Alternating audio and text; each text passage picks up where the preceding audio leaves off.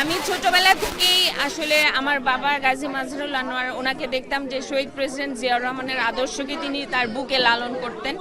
সেটা দেখে দেখে আমি বড় হয়েছি। পরবর্তীতে আমার যখন একটু বুঝ হয় তখন আমি দেশনেত্রী খালেদা জিয়ার আদর্শকে আমার নিজের হৃদয়ে ধারণ করি। এবং আজকে আমি বলবো যে 17 বছর পর ওনাদের সুযোগ্য সন্তান আমাদের বর্তমান প্রধানমন্ত্রী শ্রদ্ধেয় তারেক রহমান, একজন পরিশীলিত তারেক রহমানকে আমরা পেয়েছি। এবং আমি ওনার এই যে দেশকে গড়ার এই যে সুপ্রচেষ্টা, এই ব্যাপারটাকে সাধুবাদ জানাই এবং ওনার এই জার্নিতে আমি ওনার সঙ্গে শরিক হতে চাই, যে কারণে আমার আজকে এখানে আসা। আমি সেই ছোটবেলা থেকেই তৎকালীন প্রেসিডেন্ট জিয়াউর রহমানের কাছ থেকে আমি অনেক অনেক পুরস্কার পেয়েছি। তার আদর্শে আদর্শিত আমি ঠিক প্রতি আমার একটা দুর্বলতা ভালো লাগে।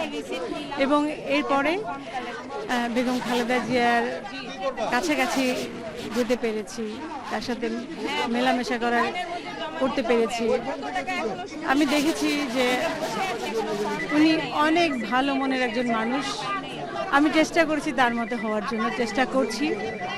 এবং তার সুযোগ্য সন্তান প্রধানমন্ত্রী জনাব তারেক রহমানের এই যে উনি যেভাবে আমাদের দেশটাকে এই অবস্থায় হাল ধরেছেন, এবং আমি আশা করি উনি সেই জন্য তার প্রতি আমাদের অনেক দুর্বলতা, অনেক ভালো লাগা, ভালোবাসা, সম্মান।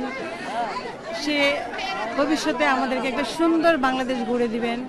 এবং আমি যেহেতু একজন শিল্পী, আমি শিল্পী হিসাবে সারা পৃথিবীতে আমার দেশকে রিপ্রেজেন্ট করে আসছি, করছি।